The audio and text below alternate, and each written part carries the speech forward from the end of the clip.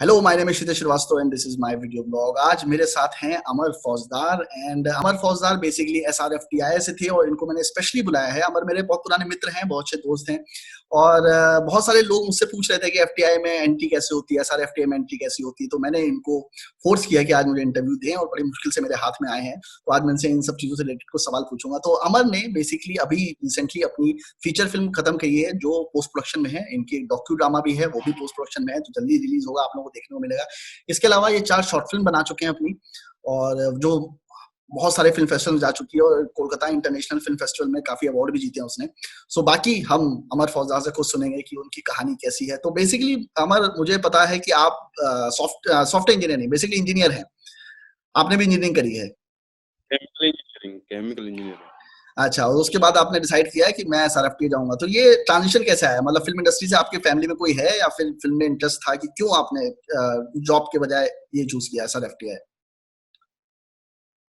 तो मेरी फैमिली में से खैर कोई नहीं है फिल्म इंडस्ट्री में।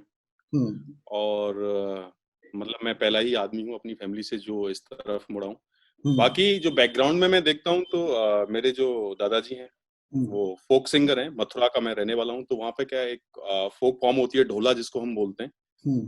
तो उसके वो सिंगर हैं। उन्होंने बीबीसी, दूरदर्शन और इन सब सारे प्लेटफॉर्म्स पे परफॉर्म किया अपने टाइम पर। तो वहां से वो जो कहानी के प्रति जो एक लगाव होता है, एक इंटरेस्ट होता है, तो वहां से वो शुरुआत से ही वो बेसिकली मिला है मुझे। तो बट अभी जो सब सारी दुनिया करती है, हम भी उसी दौड़ में थे, उसी रेस में थे। तो वैसे करते करते इंजीनियरिंग पहुंच गई और इंजीनियरिंग कर ली। उसके बाद फिर मैंने 2 साल नौकरी की, जॉब की राजस्थान में। और फिर मैंने अप्लाई किया। जब मुझे इंजीनियरिंग का आई थिंक लास्ट ईयर में मुझे पता चला था कि एसआरएफटीआई और एफटीआई जैसी 2 जगह हैं, इंस्टीट्यूशंस हैं इंडिया में, जहां पर आप जाके फिल्म मेकिंग सीख सकते हो। तो मैं तो बड़ा सरप्राइज हुआ था कि यार ये तो बहुत अच्छी बात है कि आप जाओ और फिल्म मेकिंग सीख लो, फिल्में सीखने की भी कोई जगह है। हाँ, कि आप सीख सकते हो बिल्कुल जो है। तो फिर उसके बारे में फिर मैंने सोचना शुरू किया। बट वो सब करते करते 2011 में मैं पास आउट हुआ और 2 साल फिर नौकरी की। 1 साल मेरा वेटिंग में था, दूसरी साल फिर मेरा क्लियर हुआ और फाइनली 2013 में मुझे एसआरएफटीआई में फिर एडमिशन मिल गया। बहुत बढ़िया। सो ये बताइए कि बहुत सारे बच्चों को ये प्रॉब्लम है कि एसआरएफटीआई में क्या प्रिपरेशन करनी पड़ती है, क्या? क्योंकि बहुत सारी चीजें अनक्लियर हैं, वेबसाइट पे भी उतना क्लियरली नहीं मेंशन है सारी चीजें, और ऐसे बहुत लोग नहीं मिलते हैं। जैसे आईआईटी के लिए तो पता है कि 50 वेबसाइट है, किताबें जिसमें आप पढ़ सकते हो कि ऐसे प्रिपरेशन करो। There is no particular course, coherent course which you should study SRFTI में। तो क्या प्रिपरेशन करी थी आपने एसआरएफटीआई एंट्रेंस के लिए?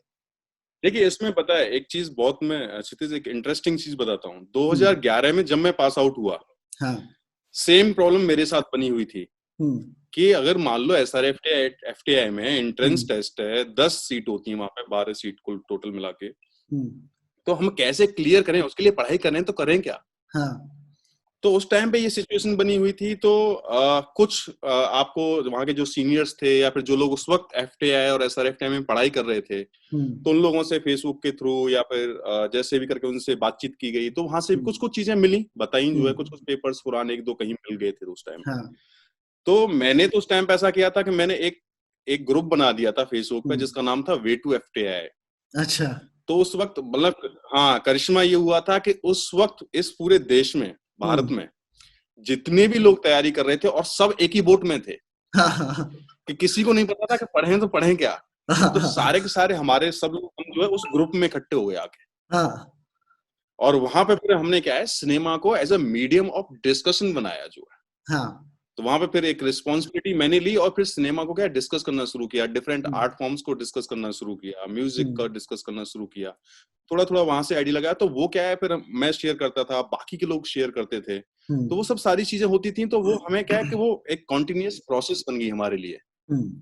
तो वो जो कॉन्टिन्यूअस प्रोसेस थी, जो सिनेमा हम डिस्कस कर रहे थे, फिल्मों के बारे में डिस्कस कर रहे थे, कौन सी फिल्म आई है, कौन से फिल्म मेकर्स रहे, क्या पैरेलल मूवमेंट्स रहे, किस किस तरह के मूवमेंट्स पूरे वर्ल्ड सिनेमा में हुए हैं, तो वो सब सारी चीजें हम नेट से इधर उधर से करते थे। और वो फिर एक तैयारी बन गई हमारी उस टाइम पे। और कमाल की बात ये थी कि 2013 में और ये जो 2012, 13, 14 है, ये 2-3 सालों में वे टू एफटीआई में जितने सारे लोग थे, जब मैं गया एसआरएफटीआई ज्वाइन किया, तो लोगों को लगा कि कोई ये अमर सर हैं जो SRFTI में पढ़ाते हैं, सिखा रहे हैं। नहीं, ये कोचिंग करा रहे हैं, तैयारी करा रहे हैं, बट जब साथ वाले लोगों को पता चला, अरे ये तो हमारे साथ ही आ गया है, तो बड़ा सरप्राइजिंग। बट उस टाइम पे ये हुआ था, कितने सारे लोग थे जो एक्टिव थे, मोर और लेस वो FTI और SRFTI दोनों जगह में बट गए। बट अभी क्या है, उस टाइम से जो मैं अभी देखता हूँ, थोड़ी चीजें बदली हैं।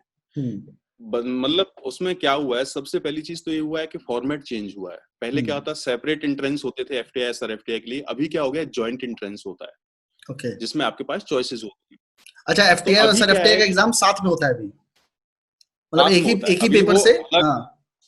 एक ही पेपर से, लेकिन उसमें आपको चॉइसेस मिलती हैं कि FTI में आप कौन से किस कोर्स के लिए आप अप्लाई कर रहे हैं, और SRFTI में किस कोर्स के लिए अप्लाई कर रहे हैं। तो चॉइसेस हैं। आप पहले क्या था, 2 चॉइसेस मिलती थी, अभी भी चॉइस रख सकते हो, बट यू हैव टू पे मोर फॉर दैट। अच्छा, तो वो एक चीज है जो कि बहुत बड़ा इश्यू है। मतलब वो अगर आप सारी चॉइसेस करेंगे तो उसका कॉस्ट आ जाता है 7,000 के आसपास। ये मैं समझा नहीं, मतलब पैसों से एग्जाम का क्या मतलब है?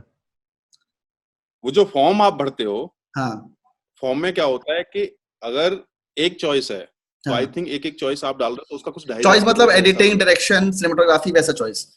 हाँ। अच्छा, कि 2 में जैसे डायरेक्शन में भी आप अप्लाई कर दो, प्रोड्यूसिंग के लिए भी आप अप्लाई कर दो। अच्छा, तो जैसे चॉइसेस आपकी बढ़ती जाती है, वैसे ही फॉर्म तो वही है, लेकिन उसका पैसा बढ़ता चला जाता है।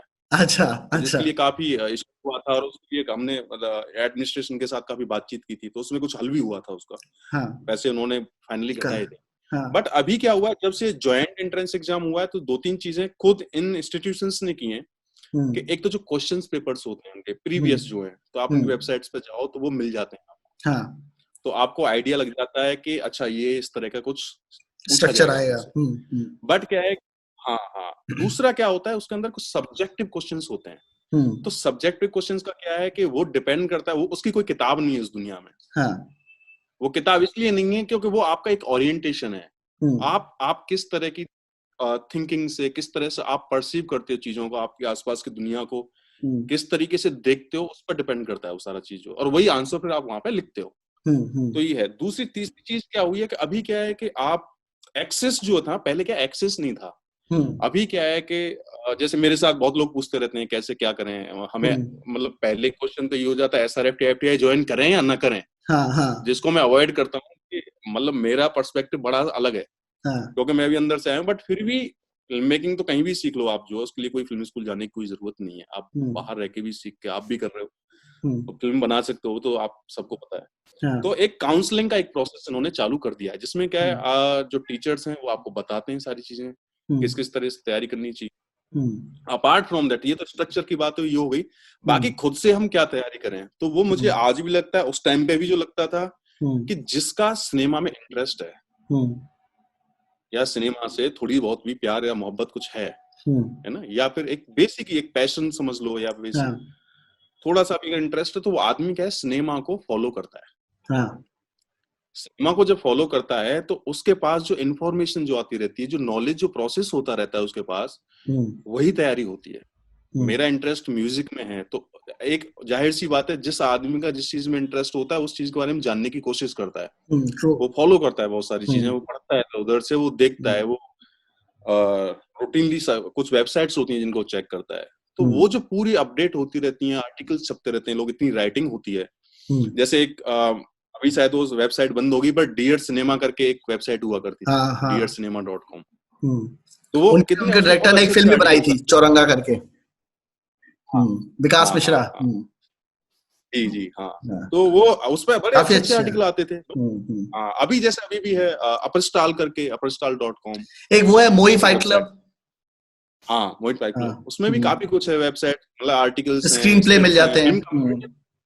फिल्म कंपनी ने भी उस हिसाब से अच्छा काम कर रहा है कि आपको अभी कल तक तो ये समस्या बनी होती थी कि स्क्रिप्ट हम कहाँ से पढ़ें, बट अभी तो बॉलीवुड की फिल्मों की स्क्रिप्ट आप डाउनलोड करो और पढ़ लो। सबसे बड़ी प्रॉब्लम ये होती है कि आप हॉलीवुड की स्क्रिप्ट तो मिल जाती है, पर जाहिर सी बात, आप काम तो इंडियन इंडस्ट्री में करने वाले, तो इंडियन फिल्म की स्क्रिप्ट नहीं मिलती थी पहले।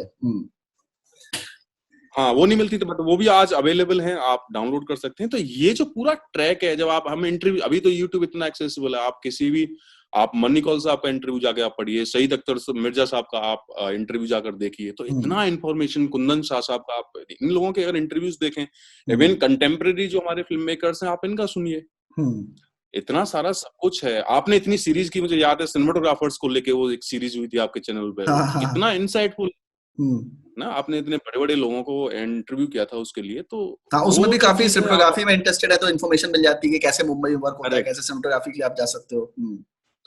करेक्ट। जैसे अभी जो सिनेमेटोग्राफर हैं रंजन दा, अभी उन्होंने उनके फेसबुक पोस्ट पे जो इतने लंबे पोस्ट होते हैं, बट इतना कुछ लिख देते हैं वो कैमरा के बारे में, तो वो आप एक पढ़ लो तो अपने आप में 2-3 चैप्टर अपने आप क्लियर हो जाते हैं।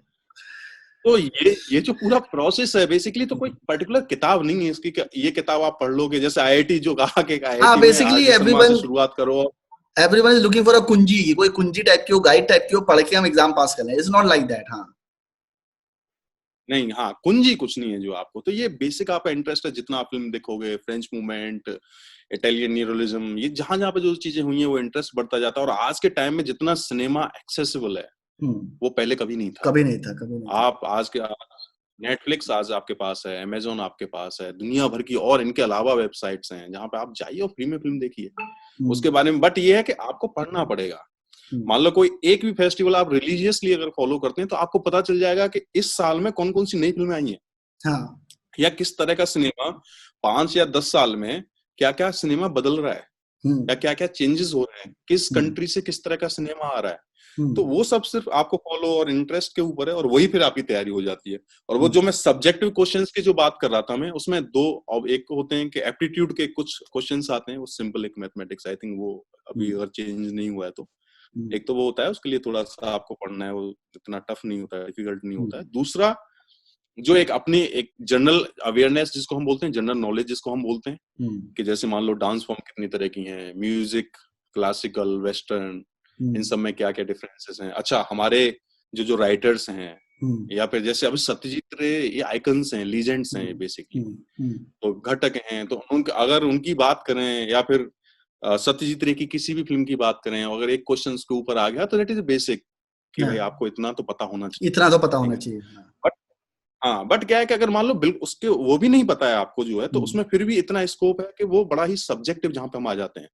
तो हो सकता है आपको इतना भी नॉलेज नहीं पता उसमें। क्वेश्चंस मान लो कि जोधा अकबर का कॉस्ट्यूम डिजाइनर कौन था, अगर मान लो पॉपुलर बॉलीवुड मेन स्ट्रीम में अगर आप फॉलो करते हैं तो वहां से भी क्वेश्चंस होते हैं।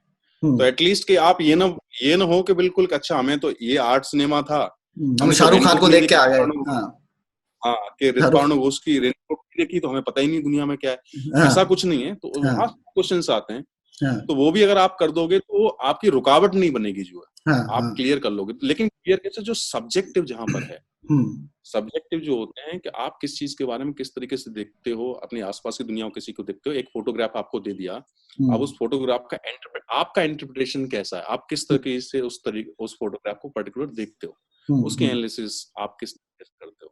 कोई पोस्टर आपको दे दिया, तो ये बड़े सब्जेक्टिव सा मामला है इसमें, कि इसका कोई डेफिनेट आंसर नहीं है। तो अब ये क्या है, वहां पे जो प्रोफेसर्स हैं वो जो चेक करते हैं, तो वो भी उस चीज को ध्यान में रख के चेक करते हैं कि अच्छा क्या लिखा जा रहा है, क्या हुआ जा रहा है। तो वो एक प्रोसेस है, तो जिसमें क्या आप रेगुलरली पढ़ते रहिए। मैं तो यही सजेस्ट करूंगा, रेगुलरली पढ़ते रहिए, फिल्में देखते रहिए, सिनेमा देखते रहिए। Basically what is the preparation, I can sum it up, you can say that if you are genuinely interested in cinema, only then you will get an entry. You have to be genuinely interested, you can't fake it. Correct, बिल्कुल। और इसमें कोई भी चीज के एक आदमी ने दुनिया भर का इंसाइक्लोपीडिया अगर पढ़ लिया है, फ्रेंच न्यू वेव, ये वेव, वो वाली वेव, अगर वो सब भी, अगर किसी आदमी को कोई भी कुछ भी नहीं पता है, सिंपल एक सिनेमा तो देखा हुआ ना कहीं, तभी इंटरेस्ट है उस आदमी। Be honest and genuine by writing your answers. हाँ बस, तो वो भी रुकेगा, उसमें कोई बाधा नहीं है, मतलब वो कोई डिफिकल्टी नहीं है, वो हर्डल नहीं है कोई भी जो है। आप उसके साथ, मैं तो कह रहा हूँ कि आप जितना कम जानते हैं वो उनके लिए ज्यादा बेटर प्लेस है ये फिल्म इंस्टीट्यूट, कि अगर आप वहां पे जाएंगे, आप एकदम फ्रेश हैं, बिल्कुल एक व्हाइट बोर्ड है, तो वहां पे फिर आप सिनेमा को एक्सप्लोर करते हो, फिर वहां पे देखते हो। तो बेसिकली एसेज भी आते हैं, तो उसके बाद we have to do little bit of writing practice, थोड़ा सा राइटिंग प्रैक्टिस करो ताकि स्पीड बढ़ जाए, ताकि 3 घंटे का पेपर आप कवर कर लो उसको। बस वो एक इम्पोर्टेंट चीज है। थोड़ी सी अभी मान लो अंग्रेजी माध्यम है, आई थिंक हिंदी अभी पता नहीं रहा है नहीं रहा है, बट वो थोड़ा अंग्रेजी का भी थोड़ा प्रैक्टिस होना चाहिए। वो has, at least has, had, was, were, ये सब थोड़ा ठीक लगे, क्योंकि नहीं कॉपी ऐसी अंग्रेजी आती लिखने के professors they can't make out, अच्छा इस सेंटेंस कहना क्या चाह रहा है, क्या कहना, कंफ्यूजन हो जाता है। हाँ। तो बहुत सारी ये चीजें हैं, मतलब हमारे साथ वाले लोग भी जब हमारे साथ आए, अंदर आए, तो उस प्रॉब्लम्स थी ये जो है, हाँ, तो वो थोड़ी सी प्रैक्टिस जो है हो जानी चाहिए। सो SRFTI के अंदर आपका फिर जीवन कैसा रहा? कितने साल थे आप SRFTI में? तो ये मैं 2013 में एंट्री हुई थी, मतलब एडमिशन मिला था, और 2016 तक का हमारा कोर्स था। अच्छा, और स्पेशलाइजेशन क्या था आपका? लेट हमारी मेरा producing for film and television. Producing for film and television. तो कैसा एक्सपीरियंस रहा 3 साल का हाँ, आपका? तो प्रोड्यूस वो तो मतलब आई थिंक ऐसा एक्सपीरियंस, वो तो वंस इन लाइफ वाली चीज है कि वो एक ही बार, मतलब मैं तो लकी मानता हूँ कि वो मुझे मिल गया। हाँ। और मतलब वो एक पूल है, बेसिकली एक सी है, जहाँ पे आप 3-4 साल, जितने भी साल हैं, आप जो है सिर्फ सिनेमा के अलावा और कुछ नहीं रह जाता है। आप सिर्फ फिल्में ही देखते हो, पिक्चर देखते हो, वही आप आई थिंक फर्स्ट सेमेस्टर में जब फाउंडेशन होता है वहीं तक वो पढ़ाई होती है। उसके बाद क्या है, फिर प्रैक्टिस हो जाती है, हमारे जो प्रोजेक्ट्स हैं वो शुरू हो जाते हैं। तो आप पिक्चर बना रहे हो, वहां पे फिल्में बना रहे हो आप, और फिल्में डिस्कस कर रहे हो, दिनों रात फिल्में देख रहे हो, पूरा वर्ल्ड सिनेमा तुम्हारे सामने पड़ा हुआ है, पूरी हजारों किताबें आपके सामने पड़ी हुई है सिनेमा से, ऐसी ऐसी रेयर बुक्स जो आपको कहीं नहीं मिले, आप जितना पढ़ना है। तो वो जो पूरा एक अलग माहौल है बेसिकली। जैसे SRFTI को मैं बोलूंगा एक मिनट, मैं अमर तुम्हें पर्सनली जानता हूँ, ठीक है? तो ये सब सुन के ना बच्चे हो जाएंगे, अरे यार बड़ी बोरिंग सी दुनिया होगी, वहाँ किताब पढ़ेंगे, रेयर करेंगे, करेंगे, वो करेंगे। मुझे पता है वहाँ पे हॉस्टल की दुनिया भी है, ठीक है, जहाँ पे तुमने बहुत मजे भी किए। It's a different world where you meet people from all over the world, and ऐसा नहीं है कि वहाँ पे आपसे दिन में बैठे सिनेमा की बातें करते रहते हो। सिनेमा की बातें भी होती हैं, पर जैसे IIT में इंजीनियरिंग कॉलेज के हॉस्टल्स होते हैं, तो वैसा हॉस्टल भी है वहाँ पे, मतलब सारी चीजें होती है वहाँ पे। नहीं तो नहीं, वो लाइव बताओ। क्या पता है, हाँ एक चीज है, जैसे क्या है कि संख्या इतनी कम होती है, मतलब एक बैच में 10-12 सीटें होती हैं, तो आप 5 कोर्सेज हैं वहां पे, तो 50-60 लोग एक बैच में आ पाते हैं। और वो इतने लंबे टाइम तक आप एक हॉस्टल्स में, एक कन्फाइंड प्लेस में इतने लंबे टाइम तक आप रहते हो, तो वो जो एक उसमें सबसे बड़ी चीज होती है कि सिनेमा पता नहीं आप सीखोगे नहीं सीखोगे, बट आपको जो एक जिंदगी के बारे में कुछ तजुर्बे जो मिलते हैं, वहां जो एक्सपीरियंसेस जो होते हैं ना, वो बड़े कमाल के होते हैं, है ना? चाहे आप वहां पे पूरे हॉस्टल में दिन भर मस्ती कर रहे हो, या रात भर मस्ती कर रहे हो, है ना, या फिर सिनेमा पे पता चला डिस्कशन रात भर होगी, करते करते सुबह हो गई। हम लोग डिस्कस कर रहे थे, किसी का फेवरेट डायरेक्टर तारकोस्की है, किसी का होता है अनुराग कश्यप हो, किसी का हो जाता है मार्टिन स्कॉर्सेसे हो, सभी दूसरे लड़ रहे हैं, आर्गुमेंट कर रहे हैं, सिनेमा की नई नई थ्योरी पता चल रही है। हाँ बिल्कुल। और मतलब, और ये क्या, अक्सर पार्टीज जब होती हैं और पार्टी करते हैं वहां पे, तो जब पार्टीज होती हैं तो कोई सिनेमा के ऊपर बात भी पता चला, सिनेमा की बात करते करते दोनों ही लोग सो गए, वो इतना थक गए बोलते बोलते कि वो वहीं पे सो गए। अगले दिन सुबह उठ के फिर से क्लास आ गया, जो भी कुछ है। तो पूरा मतलब वो एक्सपीरियंस ऐसा है कि जिसको कि एक एक मोमेंट जो है ना, वो जीने वाली बात है कि आप जी गए तो बस वो आपको। और मुझे लगता है एक बहुत अच्छी चीज जो आपने मुझे बताई थी, वो ये थी कि एक तो वहां पे जो सीनियर्स हैं आपके, वो जब आते हैं तो एक तो उनसे रेपो बनता है, दूसरा उनसे सीखने को मिलता है कि एक्चुअल इंडस्ट्री में क्या हो रहा है। जैसे आप बताए सिद्धार्थ दीवाना है, या और भी इंडस्ट्री लोग आते हैं, कन्नू बहल आपके सीनियर है, SRFTI से बहुत लोग हैं जो मुंबई में काम कर रहे हैं, तो उनके कुछ एक्सपीरियंसेस बताइए, कैसे कैसे एक्सपीरियंसेस हुए आपको?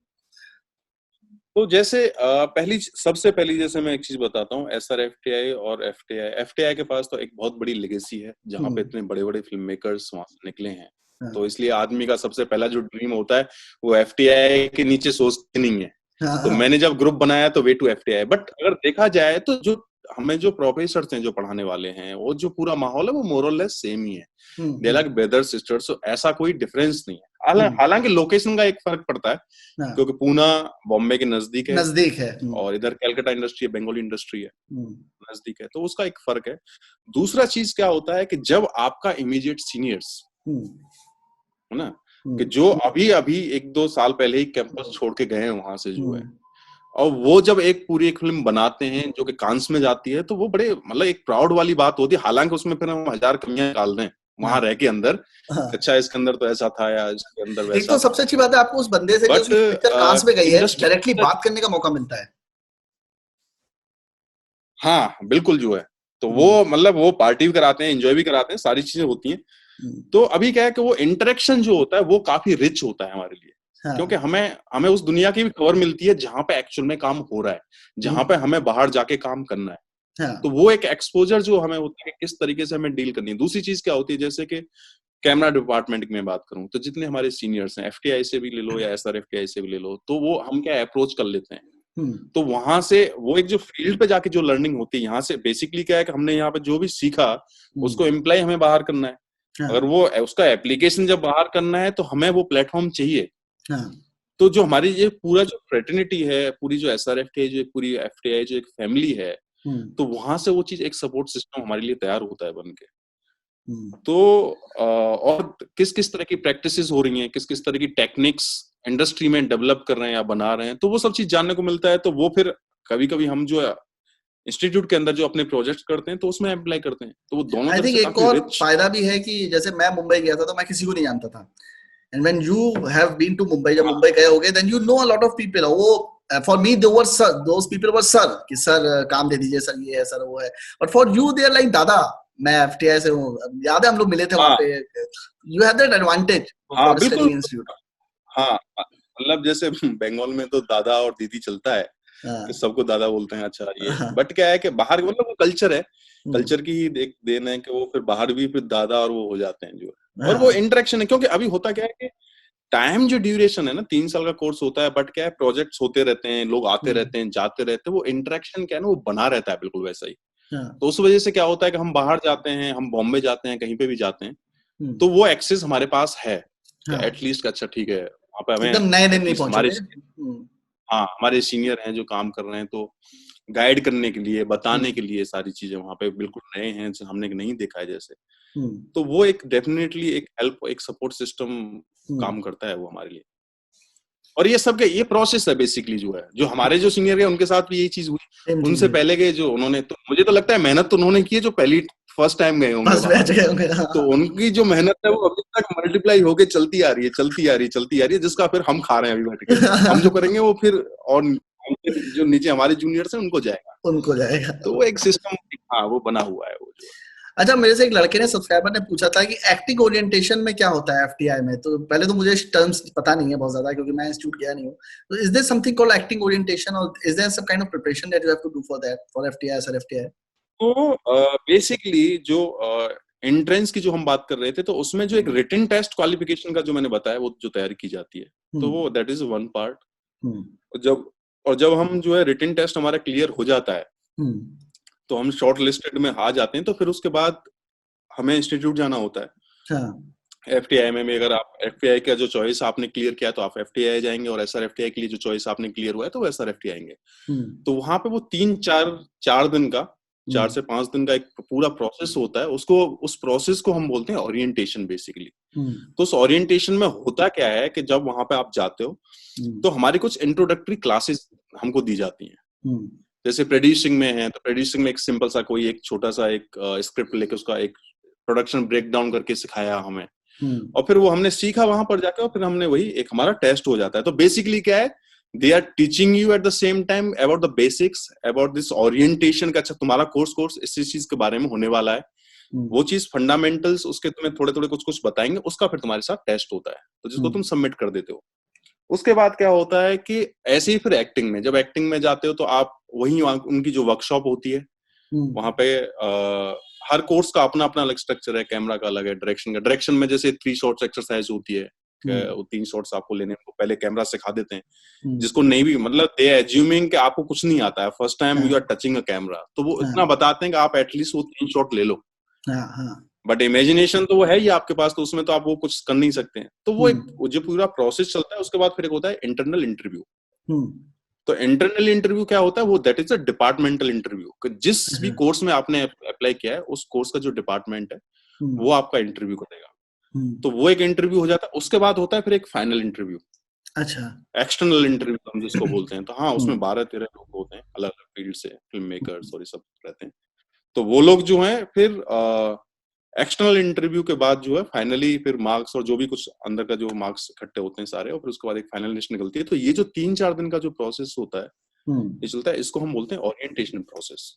अच्छा। तो ऐसे ही एक्टिंग के लिए है, ऐसे ही तो एक्टिंग के लिए तो बेस्ट ये है कि जो लोगों को मैं जानता हूँ दिल्ली से थे और जो एफटीआई में गए और निकले भी वहां से पढ़ के, तो आप लिटरेचर जो है आप डेफिनेटली पढ़ लिए। लिटरेचर जितना साहित्य है वो आपको ये एक्टर्स के लिए, एक्टर्स के लिए, कि उनको पता होना चाहिए। क्योंकि एक्टर सोचते हैं उन्हें मेहनत तो करनी नहीं, वो जाके सिर्फ ऐसे परफॉर्म कर देंगे और हो जाएगा चीजें, पर नहीं, मेहनत करनी पड़ेगी आपको, नहीं, करना पड़ेगा। वो क्वेश्चंस आपसे जो है लिटरेचर को लेके, डिफरेंट डांस फॉर्म को लेके, ये सब चीज है ना, आर्ट फॉर्म्स के बारे में, बेसिकली फाइन आर्ट्स के बारे में, ये सब सारी चीजें आपको पता होनी चाहिए। तो और दूसरा क्या है कि जो आप जहां से भी जो प्रैक्टिस कर रहे हैं, आप जहां से भी सीख रहे हैं, या जहां से भी थिएटर कर रहे हैं, जो भी कुछ कर रहे हैं, उसका एक वर्कशॉप होता है वहां पे जो आपसे कराया जाता है। तो बस यही प्रोसेस है, फिर इंटरव्यू है, फाइनल इंटरव्यू। अच्छा, ऐसा कुछ रिक्वायरमेंट नहीं है कि आपको इतनी शॉर्ट फिल्म बनानी है? जैसे एनएसडी में मैंने सुना था कि ऐसा है कि आपको 6 प्रोडक्शन करने पड़ेंगे, उसके बाद आपको एंट्री है वहां पे। नहीं, हाँ, एनएसडी में है ये 6 प्रोडक्शन। इसमें एक्टिंग में, एफटीआई में ऐसा कुछ नहीं है जहाँ पे आपको ये करना पड़े। अगर कुछ और अपडेट हो गया हो लास्ट के कुछ 1-2 साल में, तो मुझे उसका इल्म नहीं है, बट जहां तक मुझे पता है वहां, क्योंकि 2 साल का कोर्स है वो वहां पे एक्टिंग का, 2 साल का कोर्स है एक्टिंग का। 2 साल का कोर्स है वो एक्टिंग का, तो उसमें ऐसा कुछ नहीं कि आपको प्रोडक्शन करना है। बहुत अच्छी इन्फॉर्मेशन दिया आपने, काफी बच्चों की हेल्प करी और बताया कि एसआरएफटीआई में एंट्री कैसे होती है और क्या क्या तैयारी करनी है, क्या क्या पढ़ाई करनी है। तो अभी आपके फ्यूचर प्लान्स क्या हैं? मतलब आगे फिल्म, ये अभी तो फिल्म रिलीज आपके पोस्ट प्रोडक्शन में है basically, you are going to travel with. हाँ, तो मेरी पहली फीचर फिल्म जो है पोस्ट प्रोडक्शन में है, उसका म्यूजिक और साउंड क्या नाम है पिक्चर का? अभी कुछ नाम रखा है आपने फिल्म का? हाँ, नहीं, फिल्म का नाम है माझे। माझे इज अ बंगाली नेम, उसका मतलब होता है मध्य में। Is it a Bengali film? नहीं, बंगाली सेट इन कलकत्ता। अच्छा, और तो हाँ, बट 90% हिंदी है और 10% बंगाली है। अच्छा, है आप Haryanvi basically? You are like a true Indian. Haryana में रहते हैं, लेकिन ग्लोबल, अब तो ग्लोबल सिटीजन हो गए। तो हरियाणा में रहते हैं, कोलकाता में आपने एजुकेशन ली और आप मुंबई जा रहे हैं काम करने के लिए। सो टोटल इंडियन हरकतें हैं। चलिए, बहुत अच्छा लगा अमर आपसे मिलके।